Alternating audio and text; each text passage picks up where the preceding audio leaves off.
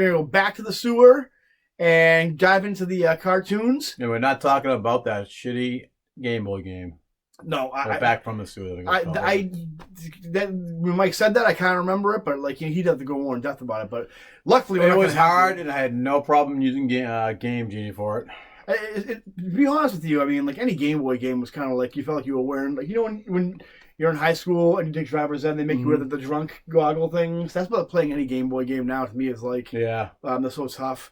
But luckily, we have to talk about that. Mm-hmm. We're going to talk about the bread and butter of the Ninja Turtles franchise. Mm-hmm. I mean, the movies are great. Yep. The comics obviously are great. Action figures are mwah. Mm-hmm. But the bread and butter of the Ninja Turtles. We'll just show you a quick video of all the ones we still have. I just picked up the we'll do a little montage. Yeah, Turtles Classic from GameStop. They released the original action figures, and they look almost like pretty much like the originals, almost like Time Machine. We can do a little montage of Mike holding a cup of Folgers and kind of like looking over his collection and like really like taking stock of everything. It used to be much bigger.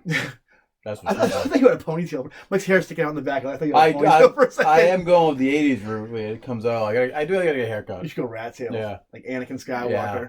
That'd be good. I did trim up hair a little bit too, a little more getting that grow out. You're very grizzly, very like you're ready for your winter, like man of the mountain. Like I look dirty and just disheveled when I had my neck beard, so I kind of trimmed it up like you. Neck beard, that's like a neck beard. What does that mean anyway? I hear people say neck beard all the time. Because you have like a beard on your neck. But what does that mean? Are you like a hipster or something like that? I don't know. There was some kid in school that we used to call neck beard because he had a beard. But he really only grew it in hair, which was weird. I see people on the online calling people neck beards as like an insult, so I don't know what it means. Now it's the okay boomer when these people don't have a... I personally, this isn't like because I want to look neat or anything like that. It's because I have a very weak jawline. And so I like to break up my neck and jaw because what if I am clean shaven... You've seen other videos. It looks like I'm just like face, and then there's a neck. I look like a 13-year-old schoolboy with this beard. I look like that bit that Jim Carrey does in the '90s where he tries to eat his neck. Yeah, and it looks horrible. Well, I also kept the hair in there because I look like I had a double chin. It's gone away a little bit. What the fuck are we talking about? Who knows? That's what we do here. Anyway, the Ninja Turtles cartoon. There's basically, I mean, there's been like concepts for other animated series. There's been like proposed series. We're going to talk about the 4 main series, and the first one we're going to talk about the one that basically brought Turtles mainstream. The one that started it all. Yeah, made it beyond popular. Mike, kick it off. Which one are we doing first? So we're talking about Turtles. The first Turtle series, but known as Turtles 87. Yeah. The first started out as a 5-part miniseries. Started in December 28th, 1987, and then it's very specific. Yeah, I got the notes here to prove it because I watched every episode. Well, I have watched every episode, but not recently. Yeah, it's been a very long time, so it's in here, but I mean, not remotely from Wikipedia. So it's true. Yeah, exactly. The violence was toned down dramatically compared to the Mirage original comic book. A lot goofier, a lot more jokes. But this launched all of the characters that we know and love. This was launched Turtle Mania. This is like the Ed Sullivan show of Ninja Turtles. It made characters like Rocksteady and Bebop and Casey Jones and that's just the name of a few. There's just so many. The iteration is still used. I mean, Mike Shirt. Yeah. These characters, they're still people still like in Hot Topic, Target, Walmart. And it's always these classic ones. It's not really the newer versions of them. Though the 2012 one was pretty popular, I think. That kind of it was kind of like a little bit of a renaissance, but this one right here really stood the test of time, and people don't realize. I mean, like if you guys, I mean, a lot of you guys weren't alive at the time when these guys came out. But when this came out, this was like the zenith of like popularity and pop culture. Like think of like how the Marvel movies are right now, the MCU, how big they are, and how like devoted to a following, how crazy it is. That's how Ninja Turtles were. I mean, I mean, obviously, if you take box office and everything else, it doesn't really add up. But I'm telling you, if you lived it, Ninja Turtles was the toys sold out just like that. Oh yeah, they were off the shelves, and Playmates. A lot of this also is coming from the toys that made us, to quote them. I just recently watched that, and I also brought a tear to my eye. If you guys haven't watched that, like they'll talk about the toys, how like Kevin Eastman and Laird just became like millionaires overnight because of the toys and cartoon. And they only produced a certain amount the first line, and they sold out immediately. I think like 5,000 they made or something like that. And it's all thanks to this. And these toys were in development I think they weren't even in development once the cartoon was out. And this, again, started off as a 5-part mini pilot. And then 1998, that's when it first started. That's supposed to be a made-for-TV movie, wasn't it? Yeah. And there's so many characters. Stingray. Tons of characters. Foot, the Shredder. The personalities of the Turtles were actually developed because of the show, too. But we talked about in the comics, like even Mike was saying, like, you couldn't tell what turtle was who. Yeah. Even as an adult, I can't. They don't have their weapons and they're just standing around. That's the only time you can tell. But this one was the one where they gave them the different colored bandanas. They gave them like the personalities, and basically they just I think they even described it in the Toys and Maze episode where they kind of just like took every teenage archetype and kind of like split it into all 4 of the turtles. Well, I like how the IDW series comic book. They kind of explained it that it was kind of like a graduation day, how they got different color bandanas. Yeah. Instead of it, basically, we dumbed this down for you dumb kids, which I was one of them, and I knew how to tell them apart. The cartoon itself, I mean, obviously, Mike said, like, Bebop and Rocksteady got introduced, and Shredder in the comics wasn't meant to be like this big reoccurring character, but he was reoccurring in this, voiced by Uncle Phil, who I didn't know until years and years later, which kind of blew my mind. Yeah, I was, that meme where you find someone out saying I was today years old? Yeah. That's exactly the meme that came in my head, like probably 3 years ago. Wow, I was today years old when I found that out. Shredder, he started off kind of badass in the cartoon, and then just like just the cartoon in general, not just Shredder, it became progressively depressing into like idiocy. Because of the Turtles 03 and Turtles Forever in that episode, and we'll get to that shortly, and Turtles 2012, I didn't realize how goofy they were and how like. Well, they experience and like awful they were. It was goofy, but I think in the 2003 Turtles Forever, especially, Peter Laird kind of I think made a point to really mock the show because he had such contempt over the show right from the beginning. The animation was great. The opening theme still probably the greatest opening theme of any show ever. I can't think of one. It's in every video game. Pretty much. Every video game? Yeah, pretty much. When you think of Ninja Turtles, that's the theme song you think of. I mean... Good old Chuck Lorre, who...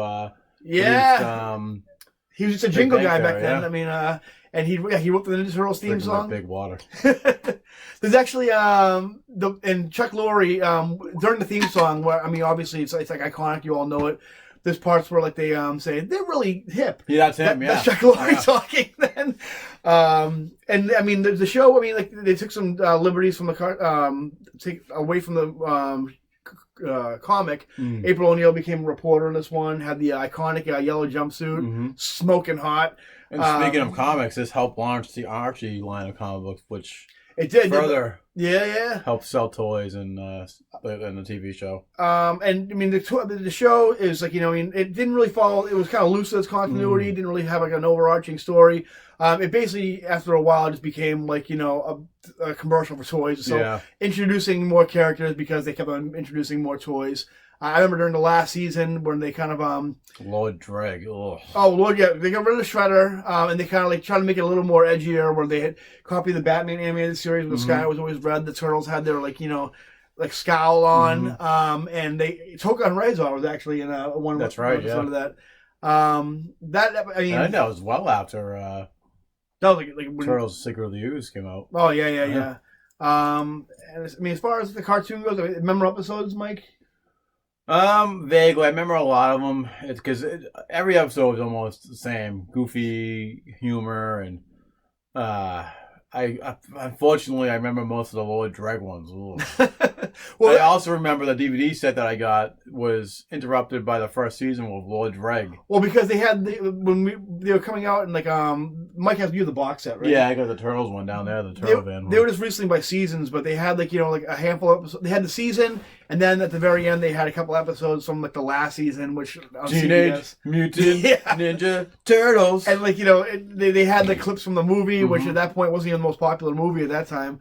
They put the best one though. Yeah.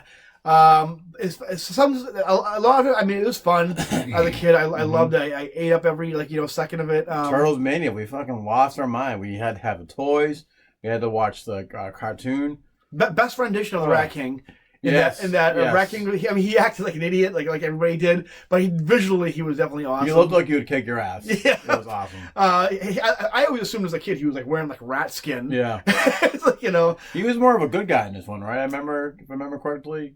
I don't think, I mean, they were all very non-threatening, so I mean, I don't think anybody was really like, you know, there was really a threat to any of the villains, really. I didn't like Slash. I thought after Slash the action figure came out in the video game. He's one of the hardest bosses in the video game. And he looks awesome. He's blue and has a black mask. And this one, he talks like a moron, has like one missing tooth and a metal mask. Yeah. And he looks really stupid. Metalhead. Metalhead was so many great characters that came from that. A lot of them they did take from the not the Archie book, the Mirage book. Yep. But again, as I said earlier, this made those characters more mainstream, more popular. This also started the trend of having Usagi Yojimbo cross over with the Turtles in this one. He crossed over, I think, twice in this one. Yeah. Or maybe once, I'm not sure. And yeah, I mean, the original series is so great. I don't think it holds up as far as it doesn't. writing goes. Like when I got that DVD set, it didn't hold up as much as it used to, like when I was a kid. I mean, the animation in the intro was excellent. The first season is excellent. It kind of like any other cartoon account, they recycle footage and stuff like that. It gets a little choppy. The Turtles, Michelangelo stops using his nunchuck and starts using his grappling hook thing with his turtle. But so many, I mean, so many great toys. Now that you think of it, the turtle, Turtle Com, the turtle blimp. I got the toys over here, not as much as I used to because I was a fucking savage with my toys. I would break them. No Technodrome without this cartoon. No Technodrome. That's right. Krang's big stupid. I don't know who designed that Krang body, but like this like bald guy with like man boobs and underwear. It's like, but it's all great. It's all good stuff, and it's all stuff that I still like eat up. I have a massive Turtles collection. As far as the toys go and other collectibles, few things I want to get: the Technodrome, the original one, the sewer, and Krang. Those are the three I never really got. I never had Krang. I had Krang like in the little walker thing. That one I had, yeah. But I never got the Krang body one. But I did end up getting the Mega Bloks one. You could construct those pretty great. The Mega Bloks Turtles, I don't know what they're called. They're poor man's Legos, but they're great. And they, honestly, they stay together better than Legos do.